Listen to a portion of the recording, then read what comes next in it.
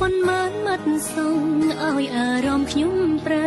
ឈឺដែរទេរាប់គ្នាជាមិត្តសំដីបងស្រាលស្រាលតែសង្កត់ធ្ងន់លើចិត្តទូពីពិតតែចាំងបេងដូងខំចិញ្ចឹមចិត្តស្រឡាញ់ក្នុងមួយជីវិតអូនដើម្បីបងលះបង់គ្រប់យ៉ាងតែទង្វើអូលអូបងបែររុញទៅខាងបងអះអាងមិនអាចលីលំនឹងអារម្មណ៍ស្នេហ៍នារីក្នុងសោបិនបងគេជានាងណាប្រាប់បានទេហេតុអ្វីស្នេហ៍គេខ្ញុំចង់រៀនតាមចង់ធ្វើជាគេជំនួសគេបានអត់ពេលខ្លះក៏ដឹងខ្លួនថាមិនអាចទៅរួចតែមិនព្រមឈប់ប្រឹងតតែហត់ពេលនេះឈឺចាប់បានសម្រេចហើយ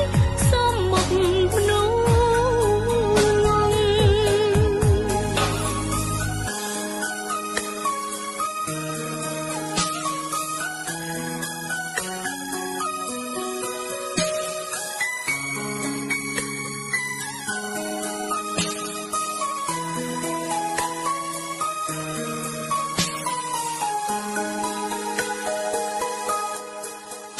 តែប៉ុន្មានមាត់សុងឲ្យអារម្មណ៍ខ្ញុំប្រែ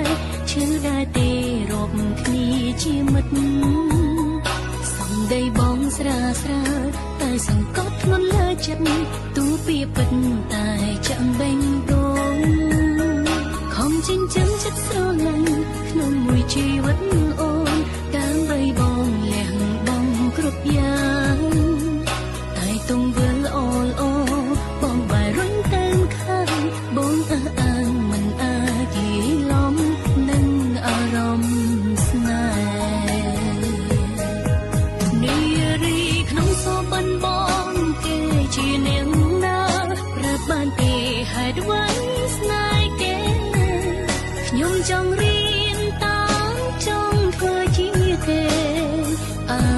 ជំនួសគេបានអត់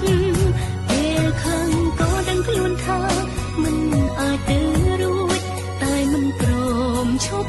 ប្រឹងតតែហត់ពេលនេះឈឺចាប់បានសម្រេចហើយសូមមកមនុស្សនារីក្នុងសោបិនបងគេជានាងណា